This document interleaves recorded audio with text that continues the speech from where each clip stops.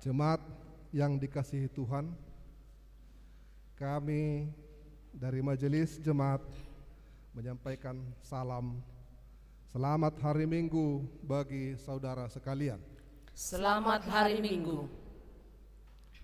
Allah menciptakan langit dan bumi dan segala isinya. Dialah yang menjadikan segalanya untuk kehidupan bagi yang diciptakannya. Sebab itu, pujilah Dia, hai segenap ciptaannya. Dia yang memelihara kita, Dia yang menjadikan apa yang perlu bagi kita. Allah itu murah hati bagi semua yang dijadikannya. Pujilah Tuhan, hai segala buatannya, di segala tempat kekuasaannya. Pujilah Tuhan, hai jiwaku. Melalui ibadah Minggu pada hari ini, kita dipanggil untuk melestarikan budaya. Karena itu, marilah kita melestarikan budaya yang baik, menjadi kemuliaan bagi Tuhan. Janganlah kita melenyapkan budaya, tetapi dipelihara dengan baik, sesuai dengan apa yang diaturkan oleh gereja kita, dan tidak bertentangan dengan kehendak Tuhan. Karena itu, marilah kita bersekutu melalui ibadah kita ini. Kita puji dan muliakan Tuhan Allah di dalam kehidupan ini. Datanglah dengan sukacita memuji Dia. Kita bernyanyi.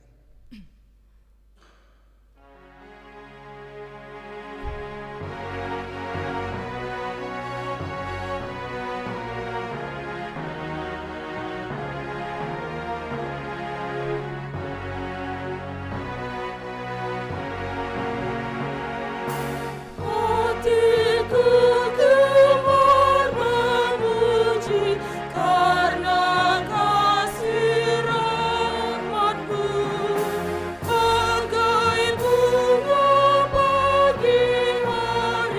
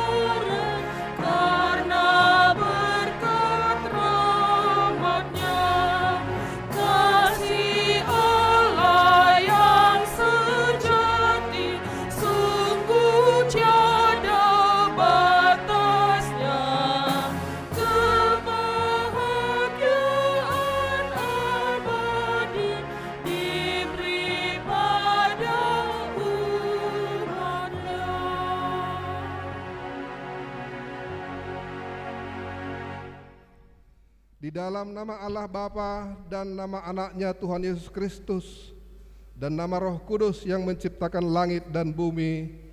Amin. Demikianlah firman Tuhan Yesus. Ajaranku tidak berasal dari diriku sendiri, tetapi dari Dia yang telah mengutus aku. Barang siapa mau melakukan kehendaknya, ia akan tahu entah ajaranku ini berasal dari Allah, entah aku berkata-kata dari diriku sendiri. Seperti yang dikatakan oleh kitab suci, dari dalam hatinya akan mengalir aliran-aliran air hidup. Haleluya. Haleluya.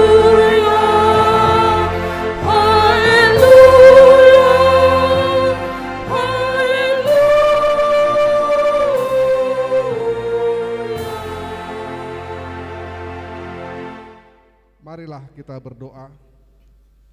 Ya Tuhan Allah Bapa kami yang di surga, berikanlah bagi kami roh kedamaian dan kebenaran, supaya kami mengerti kehendak-Mu, dan dengan segenap kekuatan kami dapat melakukan kedamaian dan kebenaran itu oleh anak-Mu Tuhan Yesus Kristus Tuhan kami. Amin. Kita bernyanyi.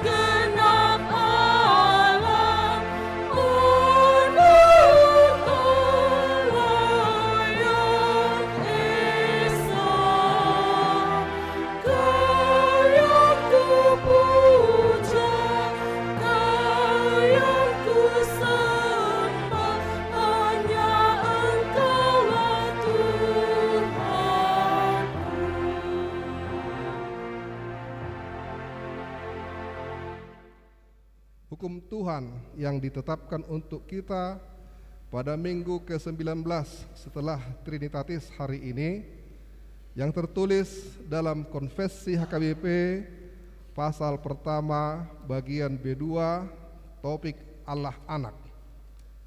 Allah Anak adalah Yesus Kristus, pernyataan Allah Bapa yang mengosongkan dirinya dan menjadi manusia, yang dilahirkan oleh Maria, dikandung dari Roh Kudus sebelum ada mengenal suami. Dialah Tuhan yang melindungi dan menyelamatkan manusia. Dia memperdulikan penderitaan manusia dan segala bangsa pada segenap waktu, dan Dia setia selama-lamanya. Dia menyelamatkan, membebaskan manusia dari kuasa iblis, dari penghambaan dosa, dan dari maut dan kematian. Dia menderita sengsara hingga mati di kayu salib. Dialah kesempurnaan korban pendamaian oleh Allah karena dosa manusia. Dia turun ke dalam maut, bangkit kembali dari kematian pada hari ketiga, naik ke surga, duduk di sebelah kanan Allah Tuhan Bapanya.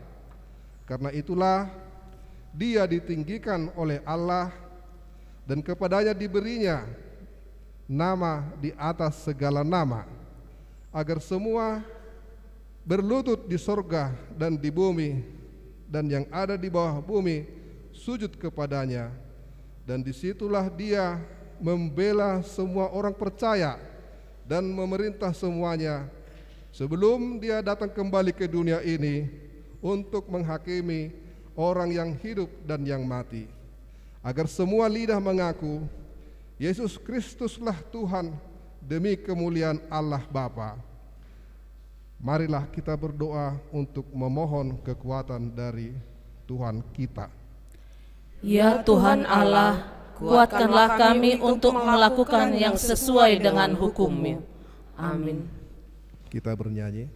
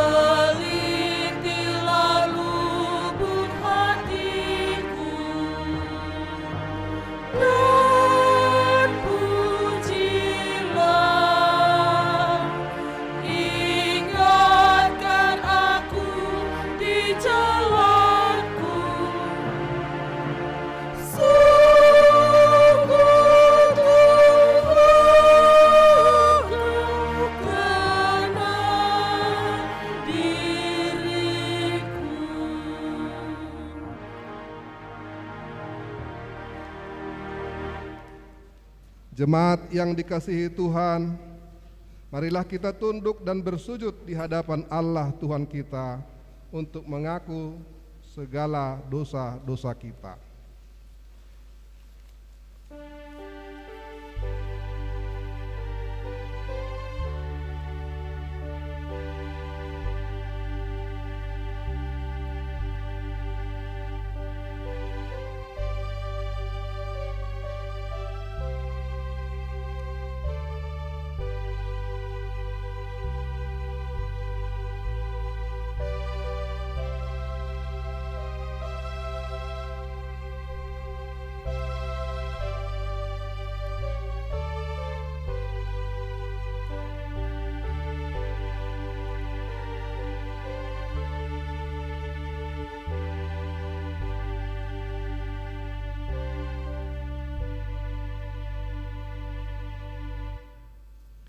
Ya Tuhan Allah Bapa kami, jika saudara kami mengalami kesusahan dan penderitaan, sering sekali kami menyalahkan saudara kami.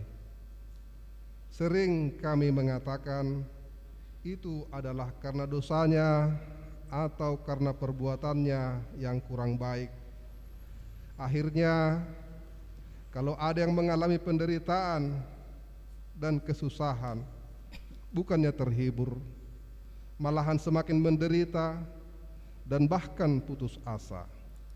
Padahal di dalam hidup ini, kalau terjadi penderitaan dan kesusahan seperti yang dialami Ayub, hal itu adalah supaya nyata pekerjaan Allah di dalam hidupnya. Karena itu Tuhan, kasihanilah kami, agar kami tidak terlalu gampang menghakimi saudara kami, tetapi biarlah melalui apa yang terjadi dalam hidup ini, nyata pekerjaan Allah di dalam kehidupan kami. Ya Tuhan Allah, Bapa kami, ajarlah kami supaya tidak tergoda untuk menghukumi saudara kami. Ya Tuhan Allah Bapa kami yang Maha Kuasa dan Pengasih, Engkau tidak berkenan kepada kematian orang fasik, melainkan Tuhan berkenan kepada pertobatan orang fasik dari kelakuannya ke jalan yang benar, supaya ia hidup. Oleh sebab itu, kami memohon kepadamu, jauhkanlah kami dari segala murka dan hukum-Mu. Ampunilah dosa dan kejahatan kami, agar kami beroleh hidup di dalam kasih-Mu. Karuniakanlah kami kekuatan, agar kami tetap kuat dan kokoh di dalam anak-Mu, Yesus Kristus Tuhan kami. Amin.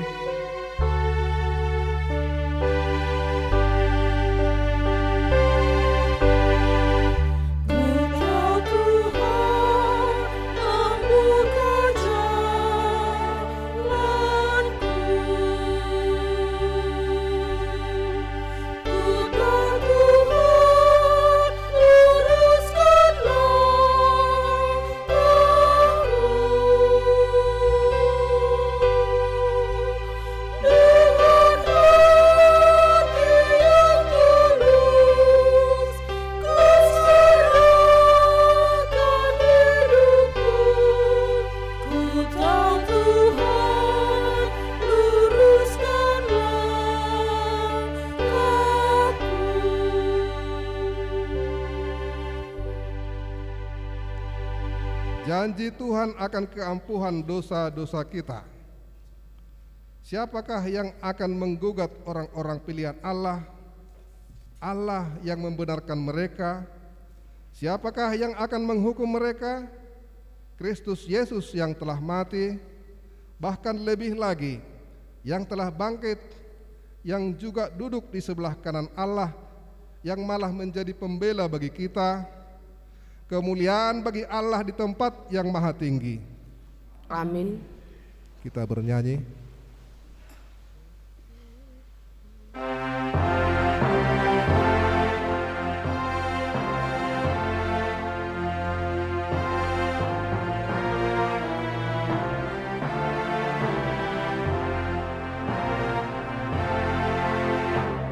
Terima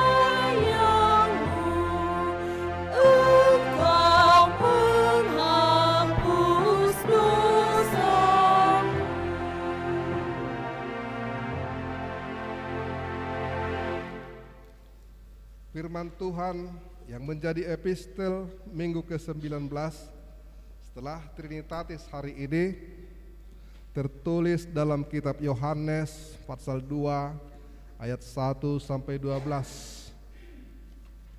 Pada waktu itu, pada hari Sabat, Yesus berjalan di ladang gandum. Karena lapar, murid-muridnya memetik bulir gandum dan memakannya. Melihat itu, berkatalah orang-orang Farisi kepadanya, "Lihatlah murid-muridmu berbuat sesuatu yang tidak diperbolehkan pada hari Sabat." Tetapi jawab Yesus kepada mereka, "Tidakkah kamu baca apa yang dilakukan Daud ketika ia dan mereka yang mengikutinya lapar? Bagaimana ia masuk ke dalam rumah Allah, dan bagaimana mereka makan roti sajian yang tidak boleh dimakan, baik olehnya maupun oleh mereka yang mengikutinya, kecuali oleh imam-imam. Atau tidakkah kamu baca dalam kitab Taurat bahwa pada hari-hari Sabat imam-imam melanggar hukum Sabat di dalam bait Allah, namun tidak bersalah? Aku berkata kepadamu, di sini ada yang melebihi bait Allah. Jika memang kamu mengerti maksud firman ini, yang ku kehendaki ialah belas kasihan dan bukan persembahan. Tentu kamu tidak menghukum orang yang tidak bersalah. Karena Anak Manusia adalah Tuhan atas hari Sabat. Setelah pergi dari sana, Yesus masuk ke rumah ibadat mereka. Di situ ada seorang yang mati sebelah tangannya. Mereka bertanya kepadanya, "Bolehkah menyembuhkan orang pada hari Sabat?" Maksud mereka ialah supaya dapat mempersalahkan dia. Tetapi Yesus berkata kepada mereka, "Jika seorang dari antara kamu mempunyai seekor domba, dan domba itu terjatuh ke dalam lubang pada hari Sabat, tidakkah ia akan menangkapnya dan mengeluarkannya? Bukankah manusia jauh lebih berharga daripada domba? Karena itu boleh berbuat baik pada hari Sabat." Demikianlah firman Tuhan. Berbahagialah orang yang mendengarkan firman Tuhan serta memeliharanya dalam hatinya. Kita bernyanyi.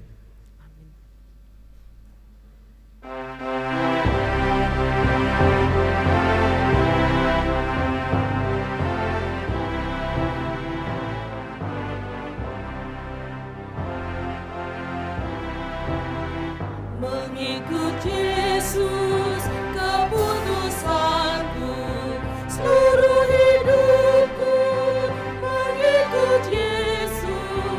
Mengikut Yesus keputusanku. Ku tak ingkar, ku tak ingkar.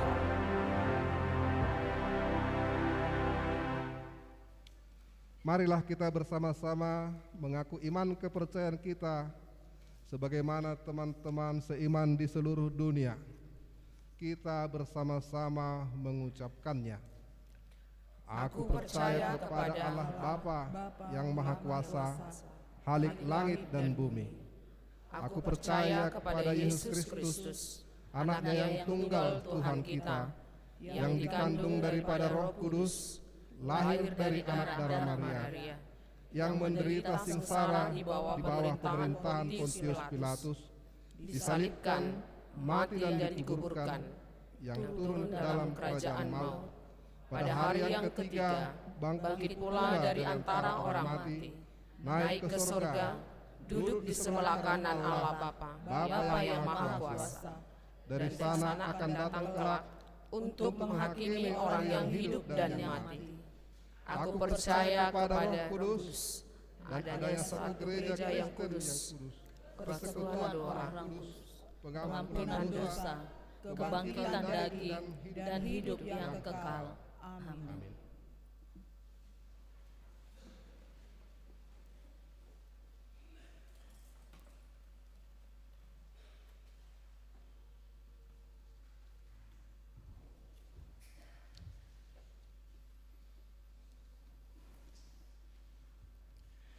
Shalom bagi kita Bapak dan Ibu.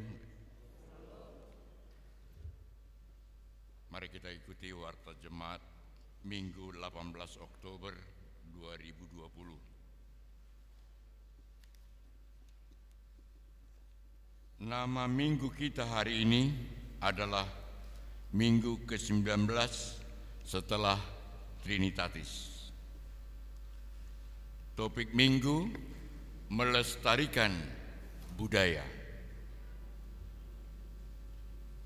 2. Ibadah kebaktian WIK. Ibadah kebaktian WIK dilakukan setiap hari Selasa jam 19 WIB di rumah masing-masing. Acara ibadah kebaktian ada di YouTube, akun channel YouTube HKBP Damai Pematang Siantar. Ketiga, ibadah di HKBP Damai. Ibadah pada hari Minggu tanggal 25 Oktober 2020 akan dilaksanakan berbasis WIK dengan 2 shift. Pertama, jam 8 sampai jam 9 berbahasa Indonesia live streaming. WIK yang ikut dalam kebaktiannya WIK Bukit Barisan 1. Jam 10 hingga jam 11 bahasa Batak WIK Bukit Barisan 2. Keempat, belajar CD. Telah dibuka pendaftaran belajar CD kepada anak anggota jemaat untuk tahun ajaran 2020-2021. Pendaftaran dimulai tanggal 20 September 2020 sampai dengan 18 Oktober 2020. Persyaratan umur minimal 15 tahun dan mendaftar melalui situs WIK masing-masing dengan melampirkan fotokopi surat baptis 1 lembar. B. Pada hari Minggu tanggal 25 Oktober 2020 jam 15 atau jam 3 sore akan dilaksanakan kebaktian pembukaan belajar CD tahun ajaran 2020-2021 yang diikuti oleh seluruh calon siswa belajar CD dan orang tuanya. Kelima, bunga altar. Yang memberikan bunga altar pada hari Minggu ini adalah dari keluarga Situa H. Siregar, Inang Boru Sinaga, dari WIK Bukit Barisan 2. Majelis mengucapkan terima kasih. Warta tambahan, pada hari Jumat tanggal 16 Oktober 2020 telah meninggal dunia di Rumah Sakit Unair, Surabaya, Patrick Panggabean, anak dari Bapak H. Panggabean, Ibu Boruta Barat, dari Jalan Rimba Raya WIK Bukit Barisan 1, tutup umur 25 tahun. Sesuai dengan program gereja, marilah kita bersama-sama memberikan sosial kita Rp5.000 per kakak. Kedua, pada hari Jumat tanggal 16 Oktober 2020, Ibu Duma Boru Simanjunta, Opung Partogi Boru, dari Jalan Setalasari WIK Humanitas, tutup umur 80 tahun. Kebaktian Minggu dilaksanakan di rumah duka hari ini, dan sesuai dengan program gereja, mari kita memberikan sosial kita Rp5.000 per kakak. Demikian warta jemaat, kita berdoa.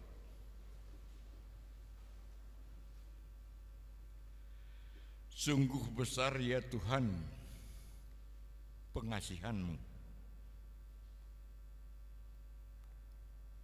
Sungguh agung Tuhan perbuatan-Mu. Hari ini kami dapat beribadah di hadapan-Mu, di rumah-Mu. Bukan karena kekuatan kami Tuhan, bukan karena kepandaian kami, tetapi semua karena restu-Mu Tuhan, untuk jemaat yang percaya kepadamu hendak bersekutu dengan firman-Mu. Allah Bapa kami di sorga, kami rasakan begitu besar perbuatan-Mu yang nyata dalam kehidupan kami. Untuk itu ya Tuhan, kuatkan iman kami, percaya kami hanya kepadamu Tuhan Yesus Kristus. Kami berdoa ya Tuhan, untuk keluarga-keluarga yang berduka, keluarga Panggabean, di mana anaknya Patrick sudah meninggal. Kami tidak mampu berbuat banyak Tuhan selain berserah ke dalam tangan pengasihan-Mu. Kuatkan kami hendak bersekutu dengan firman-Mu. Ajari kami untuk mengerti sehingga kami mampu untuk berbuat. Di dalam nama anak-Mu Tuhan Yesus Kristus kami berdoa. Amin.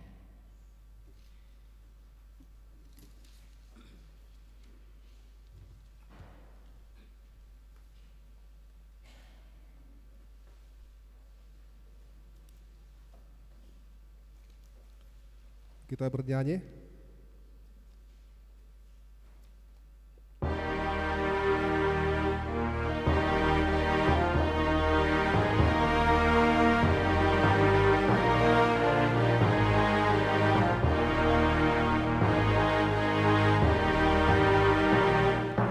Janganlah engkau terlena, gapailah harapanmu.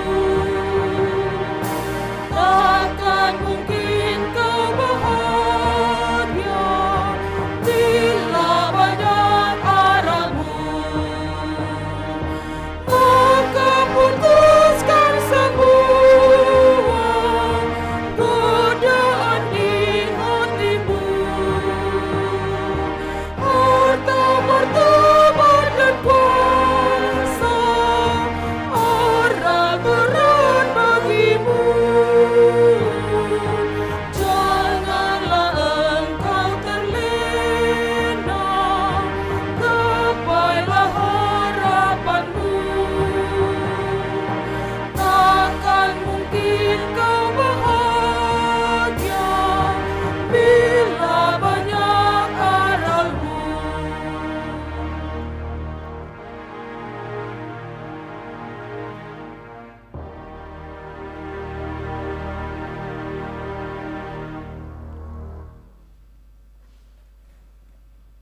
Damai sejahtera Allah yang melampaui segala akal, itulah kiranya memelihara hati dan pikiran saudara-saudara dalam Yesus Kristus, Tuhan dan Juru Selamat kita. Amin. Selamat hari Minggu bagi kita semua. Firman Tuhan yang menjadi kabar baik dalam ibadah kita pada saat ini tertulis dalam kitab Ayub pasal 42, dimulai dari ayat 7 sampai ayat 17. Beginilah pembacaan firman Tuhan. Keadaan Ayub dipulihkan. Setelah Tuhan mengucapkan firman-Nya itu kepada Ayub, maka firman Tuhan kepada Elipas, orang teman, murkaku menyala terhadap engkau dan terhadap kedua sahabatmu, karena kamu tidak berkata benar tentang aku seperti hambaku Ayub. Oleh sebab itu, ambillah 7 ekor lembu jantan dan 7 ekor domba jantan, dan pergilah kepada hambaku Ayub. Lalu persembahkanlah semuanya itu sebagai korban bakaran untuk dirimu. Dan baiklah hambaku Yakub meminta doa untuk kamu, karena hanya permintaannya lah yang akan kuterima, supaya aku tidak melakukan aniaya terhadap kamu. Sebab kamu tidak berkata benar tentang aku seperti hambaku Yakub, hambaku Ayub.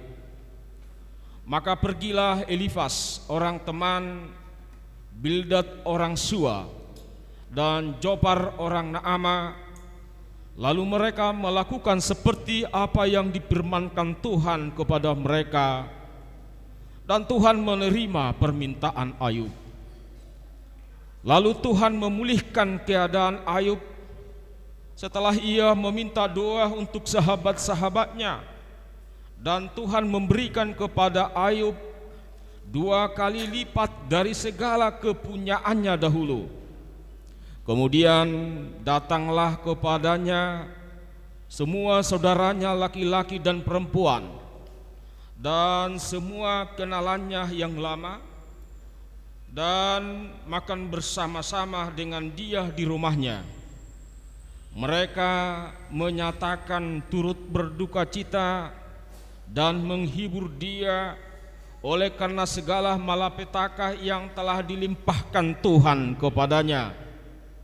Dan mereka masing-masing memberi dia uang 1 kesita dan sebuah cincin emas.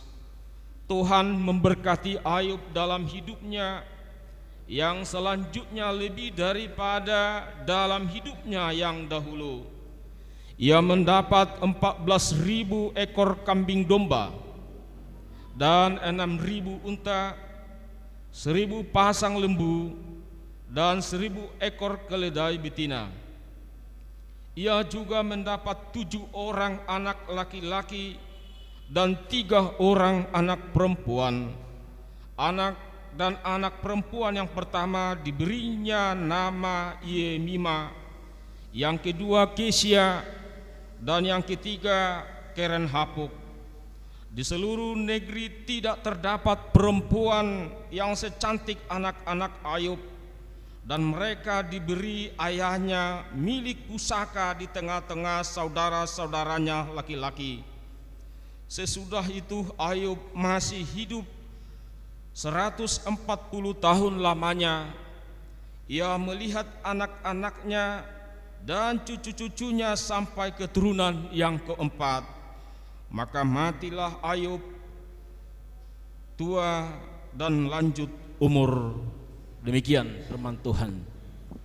Pertama, kami mohon maaf karena epistel kita tadi salah. Itu bukan yang tertulis yang kita baca itu, walaupun natsnya adalah Yohanes 2 ayat 1 sampai 12.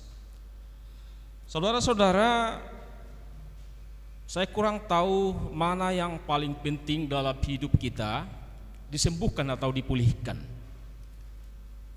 Banyak orang berpikir kesembuhan yang paling pokok, tapi dari segi perjalanan hidup, pemulihan yang lebih berguna, pemulihan yang lebih bermanfaat. Dan hanya orang-orang yang dipulihkanlah yang bisa sembuh. Bisa saja dia sembuh dari penyakitnya, tetapi dia merasa tidak pulih, tetap dia akan merasa sakit. Dengan demikian setiap orang butuh pemulihan sebenarnya. Karena ketika dia dipulihkan, dia sudah sembuh dari penyakit fisik dan juga sembuh dari penyakit kejiwaan. Dan hari ini kita akan belajar bagaimana agar kita ikut juga dipulihkan. Sebab ada banyak ketegangan yang kita hadapi dalam hidup ini, baik di tengah-tengah keluarga, baik bahkan di tengah-tengah masyarakat, karena memang budaya kita juga sedang mengalami ketegangan. Dan setiap orang di antara kita berbeda-beda daya berpikirnya, dan banyak orang yang memaksakan daya berpikirnya untuk dilakukan sama kita atau untuk kita turuti, sehingga terjadi ketegangan di tengah-tengah kehidupan berbudaya itu. Saudara-saudara, kita akan lihat bahwa Tuhan memulihkan keadaan Ayub. Bagaimana Tuhan memulihkan keadaan Ayub? Yang pertama, Tuhan berbicara, Tuhan mengucapkan firman-Nya kepada Ayub. Tuhan mau berbicara kepada Ayub, itu yang pertama. Dalam keadaan sakit, dalam keadaan menderita, Tuhan masih mau berbicara kepada dia. Jadi walaupun suasana sakit dia, walaupun suasana menderita, tetapi Tuhan masih mau berbicara dan dia masih mau mendengarkan firman Tuhan. Itu berarti akan ada proses pemulihan. Yang kedua, kita akan lihat Tuhan berbicara bukan kepada hanya Ayub yang sakit, tetapi Tuhan juga berbicara kepada saudara-saudara yang merasa sehat, yang merasa sembuh tetapi menyakiti. Dan ada orang seperti itu memang. Ketika saudara kita sakit, ada saudara-saudara kita, sebenarnya kita harapkan mereka menolong kita, membantu kita, menghibur kita, tetapi kehadiran mereka justru menyakiti kita karena kata-katanya terlalu kejam. Dan banyak orang sekarang tidak memperhatikan kata-katanya, perkataannya yang diucapkannya, dia hanya sepuas emosinya, perasaannya, mengungkapkan, meluapkan apa yang dia pikirkan, dan tidak memikirkan bagaimana perasaan orang yang sakit ini. Bagaimana perasaan Tuhan kalau saya berbicara seperti ini. Dan orang-orang seperti itu juga di dalam nas kita ini, firman Tuhan kepada Elifas, orang teman. Tuhan berbicara kepada orang-orang yang sembuh, yang menyakiti. Pertama tadi Tuhan berbicara kepada orang sakit. Kedua, Tuhan berbicara kepada orang yang sembuh, yang menyakiti itu. Apa yang dikatakan Tuhan kepada mereka di ayat 7 dikatakan, murkaku menyala terhadap engkau dan terhadap kedua sahabatmu, karena kamu tidak berkata benar tentang aku seperti hambaku Ayub. Jadi Tuhan mengingatkan sahabat-sahabat Ayub itu bahwa Tuhan akan murka kepada mereka karena mereka tidak berbicara, karena mereka tidak berkata-kata benar tentang Tuhan, tidak seperti Ayub. Ayub dia sakit tapi masih bisa berbicara sehat. Kita yang sehat tapi masih berbicara sakit. Dan itulah yang dilakukan oleh teman-teman Ayub itu. Dan orang seperti ini juga harus dibicarakan, harus mau mendengarkan firman Tuhan. Jadi bukan hanya Ayub yang dipulihkan, tetapi orang yang merasa sembuh, orang yang merasa kuat, orang yang merasa benar juga dipulihkan oleh Tuhan. Dan kalau mereka tidak mau menuruti firman Tuhan, Tuhan akan murka kepada mereka. Bahkan 2 kali kata yang dikatakan oleh Tuhan dalam ayat 8 juga dikatakan Tuhan bahwa aku tidak dikatakan yang akan kuterima supaya aku tidak melakukan aniaya terhadap kamu. Jadi ada perintah dari Tuhan kepada saudara-saudara Ayub itu, kalau mereka tidak menuruti Tuhan, kalau mereka tidak melakukan apa yang diperintahkan Tuhan, maka Tuhan akan murka dan Tuhan akan menganiaya mereka. Sebab 2 kali dikatakan dalam ayat 7 dan ayat 8, sebab kamu tidak berkata benar tentang aku seperti hambaku Ayub. Sampai 2 kali Tuhan mengatakan kamu tidak berkata benar. Saya yakin perasaan sahabat-sahabat Ayub itu ketika mereka berbicara kepada Ayub yang sedang mengalami sakit penyakit itu, merasa benar mereka berbicara. Tapi menurut Tuhan mereka tidak benar. Karena apa yang mereka pikirkan, apa yang mereka katakan belum tentu sesuai dengan apa yang diinginkan atau yang diharapkan oleh Tuhan. Jadi ini mengingatkan kepada saudara-saudara yang sehat, yang kuat, hati-hati dengan berbicara. Kalau mau tidak dimurkah oleh Tuhan, kalau mau tidak dianiaya oleh Tuhan. Mungkin sekarang kita sehat, mungkin sekarang kita kuat, apalagi berbicara terhadap orang lemah, apalagi berbicara terhadap orang-orang sakit. Hati-hati, jangan seenaknya berbicara. Bahkan ada pimpinan gereja kita berbicara yang paling sulit adalah ketika saudara-saudara kita mengalami duka cita, jangan terlalu gampang mengumbar kata-kata di situ. Hati-hati. Dan firman ini juga mengingatkan kepada kita bahwa ada Tuhan yang bisa memulihkan kita. Dan mari kita lihat bahwa setelah mereka membawa persembahan mereka, korban bakaran mereka, dan Ayub berdoa untuk mereka, maka di sini dikatakan Tuhan hanya mau menerima permintaan Ayub. Kalau Ayub mau memaafkan, kalau Ayub mau meminta maaf atas kesalahan mereka, maka Tuhan akan mendengar. Jadi Tuhan tegas bahwa jika Ayub memaafkanmu, maka saya akan memaafkanmu. Saya hanya mendengarkan, saya hanya menerima permintaan Ayub. Dan di situ kita lihat bahwa mereka melakukan apa yang difirmankan oleh Tuhan itu. Jadi ini sebenarnya yang diinginkan oleh Tuhan. Ketika seseorang sakit, lakukanlah firman Tuhan dalam sakit penyakit itu. Ketika seseorang sembuh, ketika seseorang sehat, ketika seseorang kuat, lakukanlah perintah Tuhan dalam kesehatan dan kesembuhan itu. Jadi bukan hanya ketika sakit dia melakukan firman Tuhan, tetapi ketika sembuh juga. Dan bukan ketika sembuh dia melakukan firman Tuhan, tetapi ketika sakit juga. Jadi orang yang sakit dan orang yang sembuh sama-sama melakukan firman Tuhan. Dan ketika sama-sama melakukan firman Tuhan, mari kita lihat di ayat 10 itu, kita sama-sama baca dulu ayat 10, sama-sama membaca 1, 2 ya. Lalu Tuhan memulihkan keadaan Ayub setelah ia meminta doa untuk sahabat-sahabatnya, dan Tuhan memberikan kepada Ayub 2 kali lipat daripada segala kepunyaannya dahulu. Di situ dikatakan lalu Tuhan memulihkan keadaan Ayub. Seringkali kalau ada duka cita, bahkan pendeta juga terlalu memaksakan, wah kamu harus seperti Ayub. Sebenarnya nats ini mau mengingatkan kepada kita bahwa Tuhanlah yang menjadi fokus perhatian, bukan Ayub sebenarnya. Karena ada Tuhan yang memulihkan keadaan Ayub itu. Dan kita lihat dalam proses pemulihan Ayub itu, Ayub sendiri juga sudah meminta doa untuk sahabat-sahabatnya. Jadi sebelum dia dipulihkan Tuhan, dia juga sudah memulihkan hubungannya dengan orang-orang yang menyakiti dia itu, orang-orang yang berkata keras itu. Dengan kata lain, dia sudah memaafkan. Dan ini juga sangat menuntut kepada kita, sangat mendidik dan mengajar kepada kita, supaya kita dipulihkan Tuhan, kita juga harus mau memaafkan orang-orang lain. Apalagi orang yang sedang sakit. Jangan ada lagi kebencian di tengah-tengah hidupnya.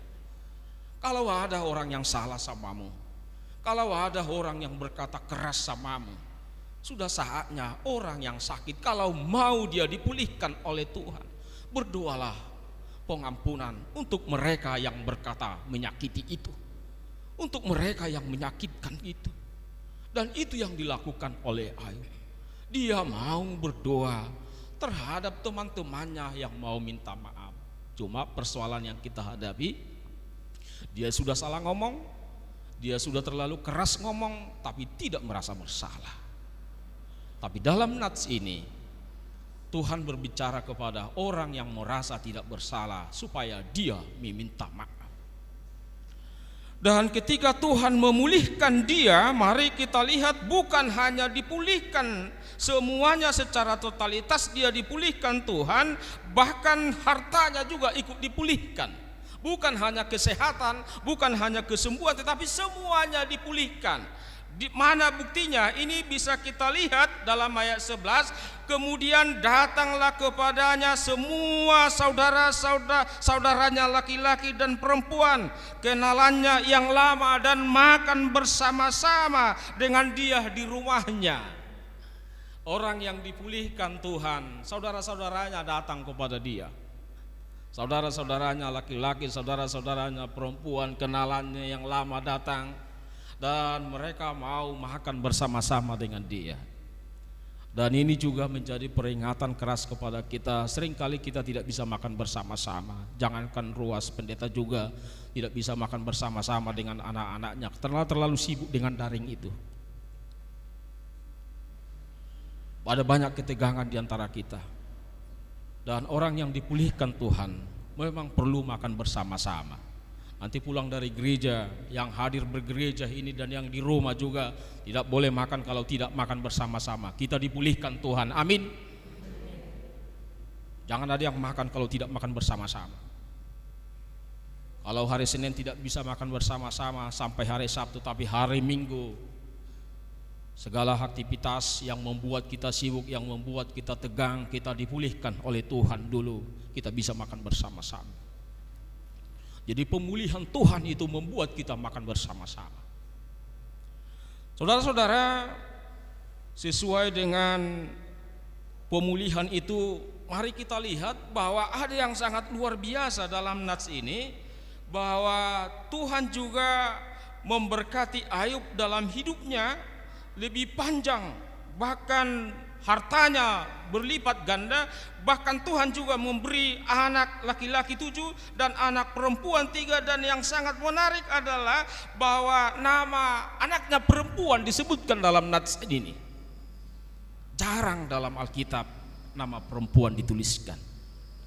Dan bukan hanya namanya dituliskan, tapi dalam nats kita ini Ayub memberi harta warisan, harta pusaka sebagaimana yang diterima anaknya laki-laki sama diterima dengan anaknya perempuan. Nama anak perempuannya disebut, nama anak laki-lakinya tidak disebut, dan harta pusaka sama pembagiannya terhadap perempuan. Inilah orang yang dipulihkan oleh Tuhan itu. Jadi orang yang dipulihkan oleh Tuhan sudah menganggap sama anaknya laki-laki dengan anaknya perempuan. Jadi kalau ada bapak-bapak dan ibu-ibu yang masih membeda-bedakan harta warisan dengan anak laki-laki dengan anak perempuan, mungkin perlu dia harus sakit dulu baru dipulihkan Tuhan. Tetapi orang yang sudah dipulihkan Tuhan, dia harus katakan, walaupun kamu perempuan, bagi saya kamu sama seperti itomu. Walaupun kamu laki-laki, bagi saya kamu seperti itomu yang perempuan juga. Dan ini yang sangat menarik. Orang yang dipulihkan Tuhan mencatat nama perempuan dan memberi harta pusaka bagi dia. Bahkan dalam nats ini mengingatkan kepada kita, begitu enaknya yang sudah dipulihkan oleh Tuhan. Tidak membuat perbedaan itu menjadi ketegangan lagi, tidak membuat perbedaan itu menjadi menyakiti lagi. Dan sesuai dengan topik minggu kita, melestarikan budaya. Apa yang mau dikatakan kepada kita sesuai dengan epistel sebenarnya, Yohanes 2 ayat 1 sampai 12 itu perkawinan di Kana, bahwa ada budaya yang dilestarikan oleh Tuhan Yesus di situ, yaitu kebiasaan memberi anggur. Tetapi kebiasaan itu diperbaiki oleh Tuhan, bahwa kebiasaan yang selama ini adalah pertama-tama yang baik diberikan, baru semakin menurun dan semakin tidak baik. Tetapi kehadiran Yesus, bahwa pertama-tama yang baik semakin lama bahkan semakin baik. Dan itulah yang diharapkan melalui melestarikan budaya itu. Budaya Batak sudah bagus,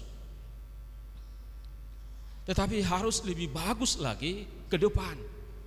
Bagaimana supaya lebih bagus ke depan? Firman ini mengingatkan kepada kita. Biarlah Tuhan berfirman kepada setiap kita, sehingga ketika Tuhan berfirman kepada setiap orang, maka kita akan memperbaiki budaya kita, memperbaiki daya berpikir kita, sehingga kalaupun ada yang berbeda-beda di tengah-tengah perjalanan budaya orang Batak, budaya manusia, maka di sini Tuhan mengingatkan kita bahwa Tuhan juga memulihkan budaya kita. Ketika Tuhan memulihkan kita, maka Tuhan juga ikut memulihkan budaya kita. Amin. Kita berdoa. Bapa Surgawi yang Maha Pengasih, kami sungguh-sungguh bersyukur atas firman-Mu mengingatkan kami bahwa Tuhan mau memulihkan kami dalam perjalanan hidup kami ini. Tuhan tahu ada banyak ketegangan di tengah-tengah perjalanan hidup kami karena perbedaan berpikir, perbedaan daya berpikir kami, sehingga di tengah-tengah budaya juga ada ketegangan dalam perjalanan hidup ini. Tetapi kami bersyukur bahwa Tuhan juga berfirman kepada orang-orang yang sakit, bahwa Tuhan juga berfirman kepada orang-orang yang tidak sakit, sehingga yang sakit dan yang tidak sakit sama-sama mendengarkan firman Tuhan dan melakukan perintah Tuhan. Dan ketika kami juga mendengarkan firman Tuhan, kami akan dipulihkan dalam perjalanan hidup ini. Kalau ada di antara keluarga yang suka saling menyakiti karena perkataannya, ingatkan kami agar kami juga mau meminta maaf atas kelancangan berbicara, atas kekejaman dan kekerasan kami dalam berbicara. Dan kalau ada orang tidak mau memohon maaf atas kesalahannya, bahwa Tuhan bisa murka terhadap orang-orang seperti itu. Dan kami bersungguh-sungguh bersyukur hari ini Tuhan, bahwa Tuhan memulihkan kehidupan kami yang mengalami ketegangan, dan biarlah kami pulang dari gerejamu ini hidup dengan dipulihkan oleh Tuhan. Dalam nama Yesus kami berdoa dan bersyukur. Amin.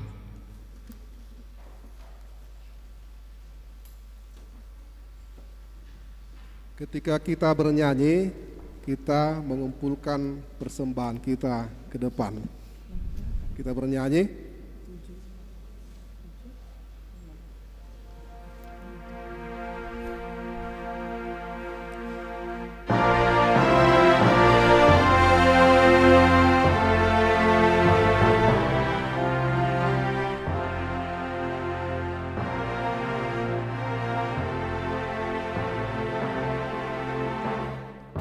Tuhan wujudkan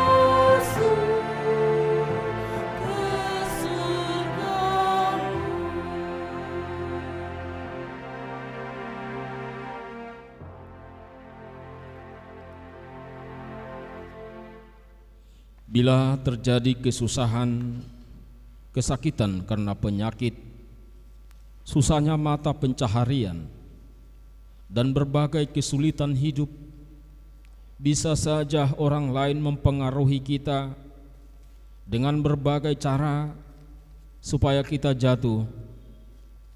Tetapi tetaplah setia dan pegang kuat Tuhan kita, sebab Tuhan bisa saja memperbolehkan kita mengalami penderitaan itu supaya nyata pekerjaan Tuhan dalam hidup kita dan kita berkemenangan sampai akhir. Firman Tuhan berkata, "Kamu akan dibenci semua orang oleh karena namaku, tetapi orang yang bertahan sampai pada kesudahannya, ia akan selamat."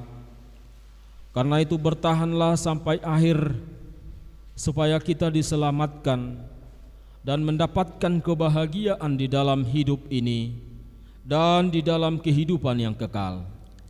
Ya Tuhan Allah, kiranya Roh Kudus-Mu menyertai kami, supaya kami bertahan sampai akhir. Pergilah ke tengah-tengah dunia ini, kepada keluargamu, gereja dan negara, untuk melakukan perintah Tuhan. Kerjakanlah pekerjaan yang mendatangkan kebaikan kepada semua. Demikian pula dengan kamu. Kamu memang berusaha untuk memperoleh karunia-karunia roh, tetapi lebih daripada itu, hendaklah kamu berusaha mempergunakannya untuk membangun jemaat.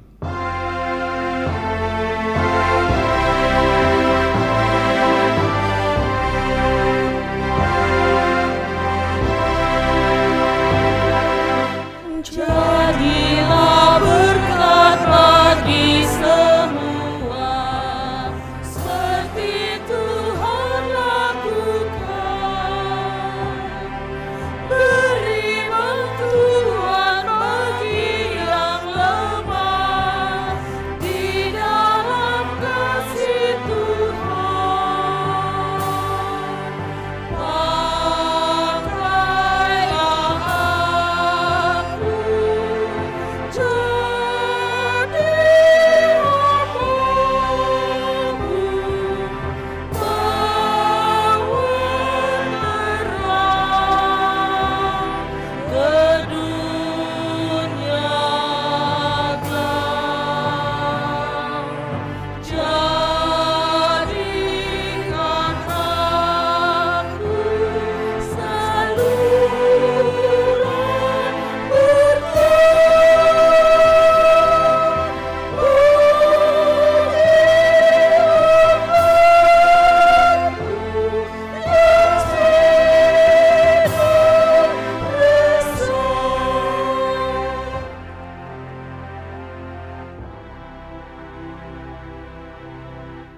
Marilah kita mendoakan persembahan kita. Ya Allah Bapa kami yang di surga, kami mengaku bahwa Tuhan adalah sumber dari segala karunia yang melimpah dalam kehidupan kami masing-masing. Sebahagian daripada karunia itu kami serahkan kembali sebagai persembahan kepada Tuhan. Terimalah dan berkatilah persembahan umat-Mu ini, agar dapat kami pergunakan untuk pekerjaan dan pelayanan kerajaan Tuhan di dunia ini. Bukalah hati kami untuk mengenal betapa banyak berkat dan karunia yang kami peroleh dari Tuhan, supaya kami senantiasa bersyukur kepadamu di dalam nama Yesus Kristus Tuhan kami. Amin. Tuhan karunia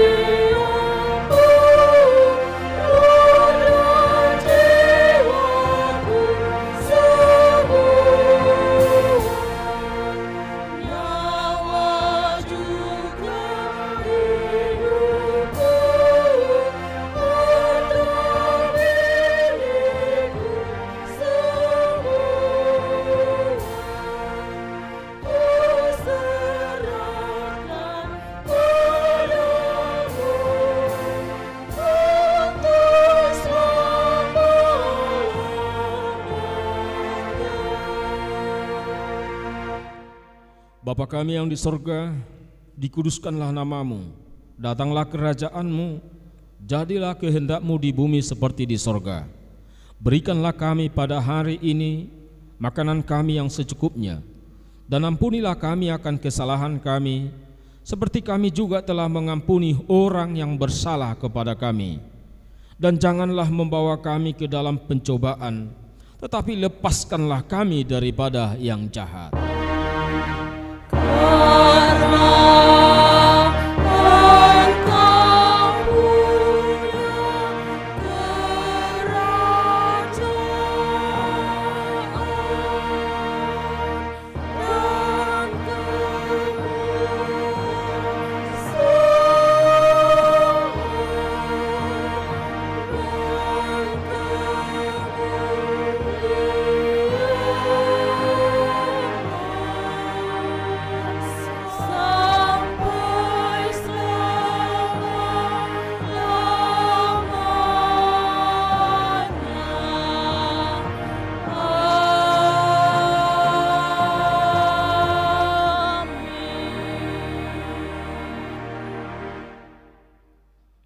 Tuhan memberkati dan melindungi engkau. Tuhan menyinari engkau dengan wajah-Nya dan memberi engkau kasih karunia. Tuhan menghadapkan wajah-Nya kepada engkau dan memberi engkau damai sejahtera.